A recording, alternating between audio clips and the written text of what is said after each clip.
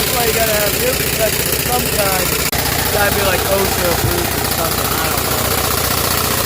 I only work here.